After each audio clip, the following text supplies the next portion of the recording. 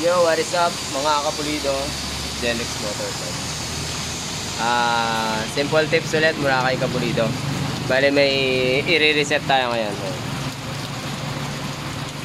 Mia Sporty mula pa sa Pangasinan.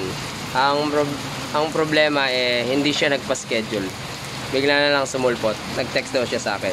Yo, bali advice lang. Hindi po tayo pwedeng basta-basta pumunta dito sa shop. Welcome kayo pero kawawa naman ako. Natutulog din. Bale nag-text daw siya sa akin na magpapaschedule pero wala po akong confirmation. Kaya hindi po pwedeng ganun na basta pupunta. Kasi maraming nakapila, maraming nakaschedule. Tulad nun, nakaschedule ngayon. So intro muna. Sorry, it's DJ.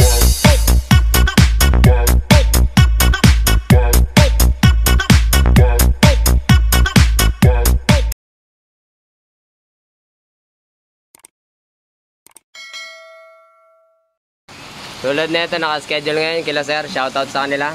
Mula pa sa Talavera, Nueva Ecija. Ang pinaset nila ito, Mio Solay 125, 59 stacked, Chrome. Bali, 4 tono na lang ng pang-gedli kaso masungit ang panahon kaya medyo sinisipon na nga Kailangan, bawal magkasakit. Kaya pinapatila lang yung ulan para matono na yun, pang-gilid na lang. Tapos makakawin na sila sir. So proceed tayo dito sa ating i-reset mula sa Pangasinan.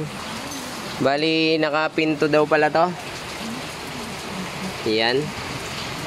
Plus 4 stroke. Bali 170cc. Tapos 59 pinto siya. So ang kanyang block dati ito Chrome bore MTRT. Medyo may overheat sign. Ayan.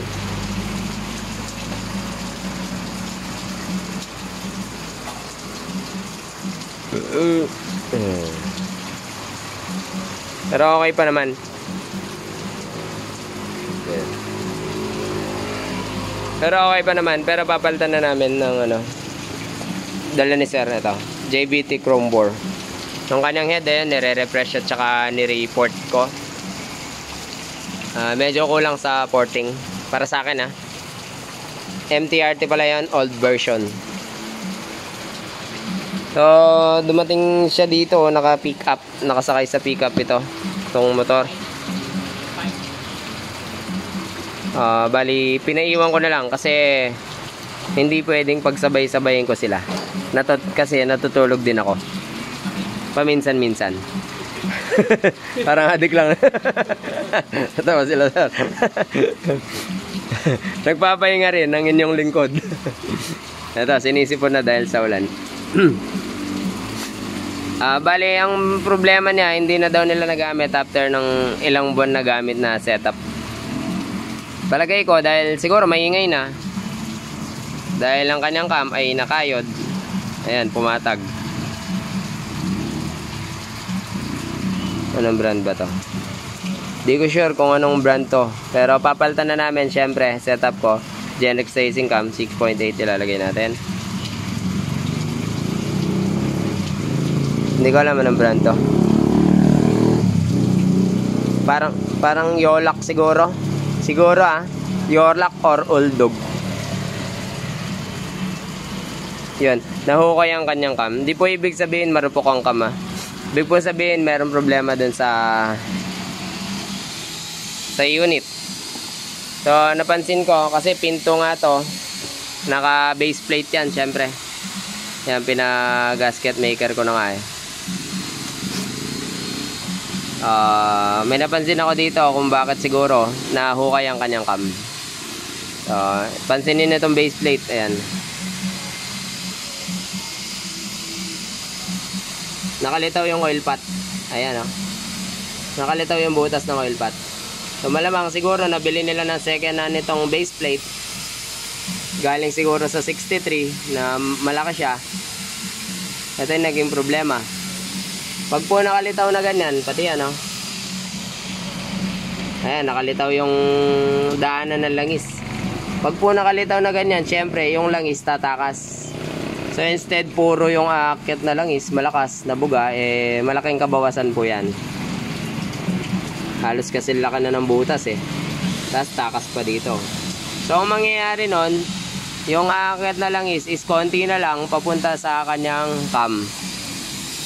So malamang sa malamang, suma total, pag konti ang aakyat na langis, magkakaproblema mga kuplido. Yan. Cam and rocker arm. Sigurado maingay na to, kaya siguro hindi na ginamit. Natingga na rin daw ng year itong motor. Kaya yun po, beware po dito. Magkano lang ang base plate? 200 lang. Siguro kung hindi siya na wala sanang siwang yan, baka okay pa sana yung cam nya tsaka rocker arm. Yan, simple tips lang. Yan. Beware po dito. Napaka-importante po niyan. Kahit gaano katibay ang cam mo at saka rocker arm mo, masisira yan. Next, ito pong may dala rin siyang oil cooler. Second hand package din. Ayan Ewan ko, may dalawang star. Palagay ko spec B May gas-gas siya dito. Pinudpud nila kasi sigurado tumatama yung magneto. Dito rin may gas-gas. Tumatama yung magneto. So, problema kami sa stator pa lang. Ewan ko bakit ganito yung pagkakadesign. Dito pa lang sa stator may mga tukod na tumatama part. So, ginrain pa namin yung mga yon para may pasok tong base oil pump cover. Ngayon, okay na nga ito. Yung magneto naman, nung nilagay namin, tumukod dito. Yun ang disadvantage So, ang diskarte kong huli, para ma-adapt natin to, sayang din maganda nga siya ilalighten magneto ko siya. Kasi pag naglalighten magneto ako, nababawasan tong part na to, itong wala ng pakinabang na sobrang to. Yan. Sobra yan halos 2 mm. So, kung matatanggal natin yan, matik naman sa paglalighten magneto ko, tanggal na talaga to.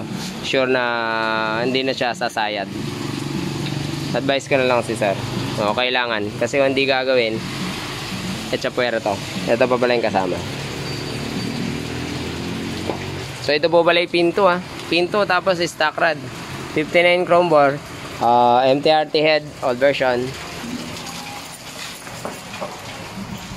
Na-port na natin yan. Para sa basher. Yan.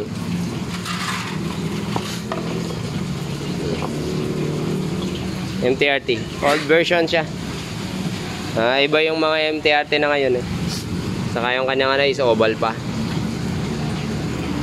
Ayan, tingnan natin. Bali, papalitan ko ng base plate. Ito, naglabas na akong bago.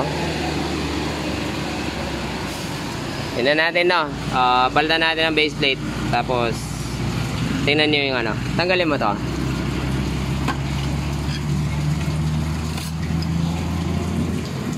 Shoutout kita, gusto mo? Shoutout, Marlon Works. Pakitaan mo nga sila ng kidlat mo.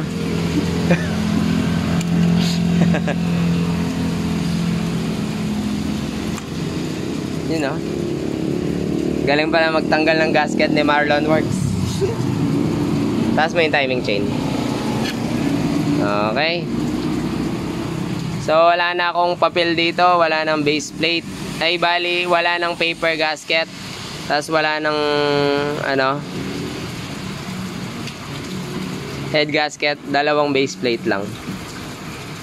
Para makatapid si sir, okay nang gamitin yung isang base plate niyan. Kahit medyo malaki. Kasi ito lang naman yung importante. Yung magiging malinis yung daan pataas. Yan, tingnan. Asan yung isang dowel? Pinasok mo yata sa loob Ay, punasan mo muna.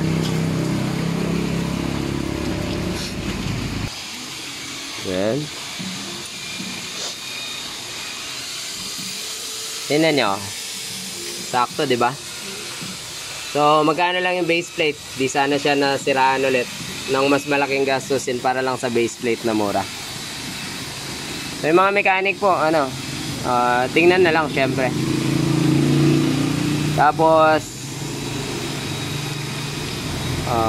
tsaka syempre, kapag ka nag-port, sa bagay, siguro second hand lang. Or kung sila man yung nag-port, dapat tinitingnan nila yung saktong-sakto lang. Advice lang, mas madali pong i-port siya, dito na lang sinusukat. Dito na lang sinusukat, yung dikit pa rin siya dito kapag ka 63 or 65 or 61, didikit siya dito. Ito kasi daanan na lang is, ay ito pala, ito.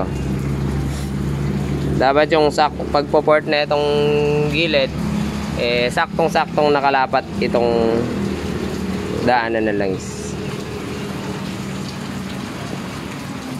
Saan yung isa?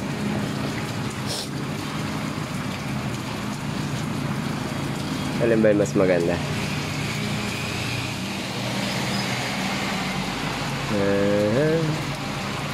Oh, ito. Ito yung gamitin natin. Yan. Yan.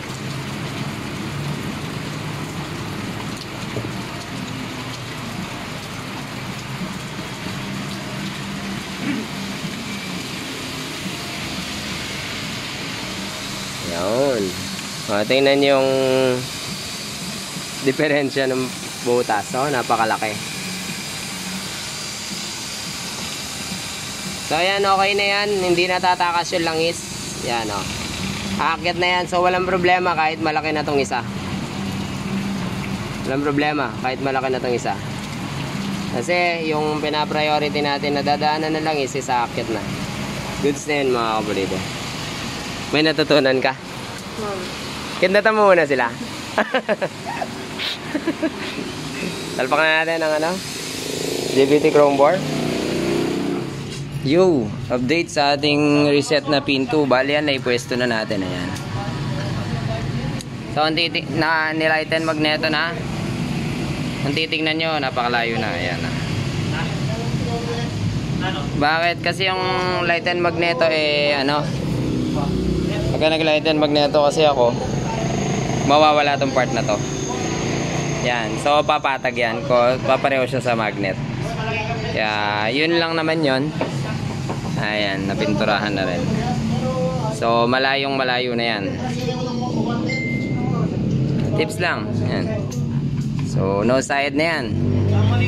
Goods na tayo dito. Ayan, may double hose na. Maigpit na tong clamp na to, no?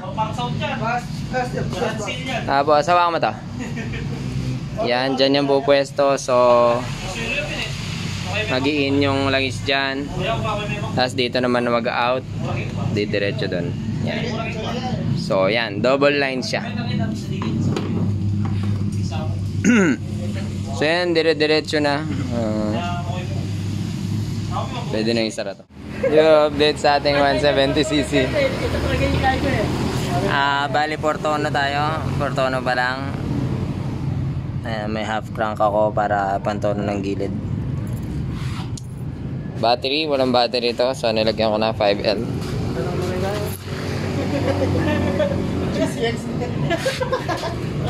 So, tono na lang. Start muna natin yan.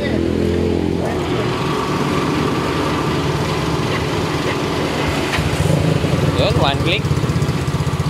Kahit malamig, malamig yan, Yan, So, tahimik. Yun ang maingay, yung makina ng compressor. Yan, Pakatahimik. So, tunuin lang natin kahit konti-konti. Matapang. Tanang gas.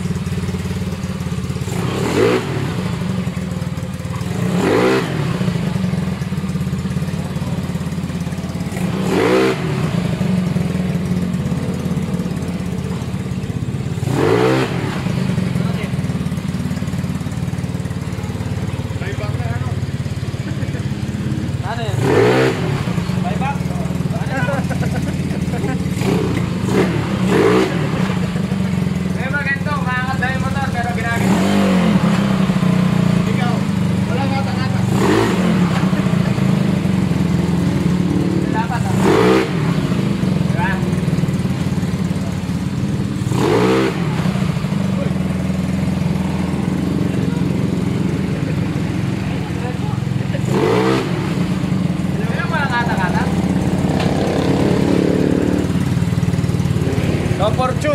yun. For tono.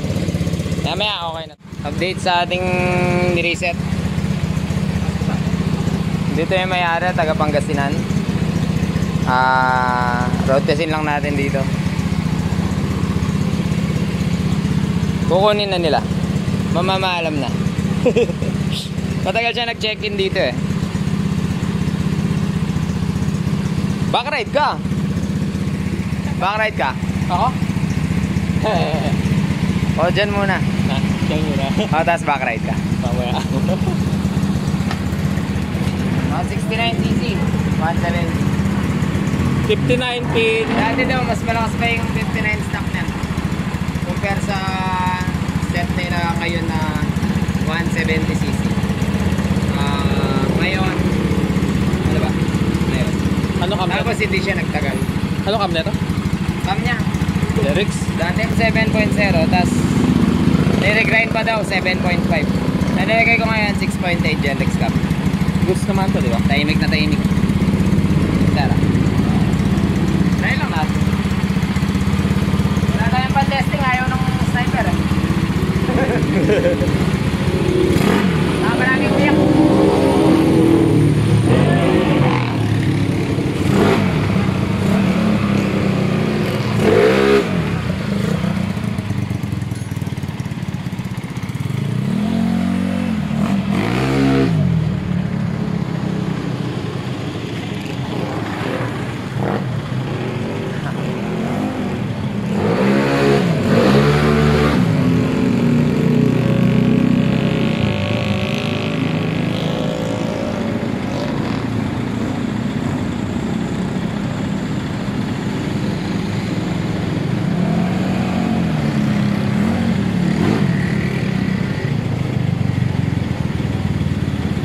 Ha? Ha? Naka-zoom out yan. Hindi. Para kita kita. Nasa pag...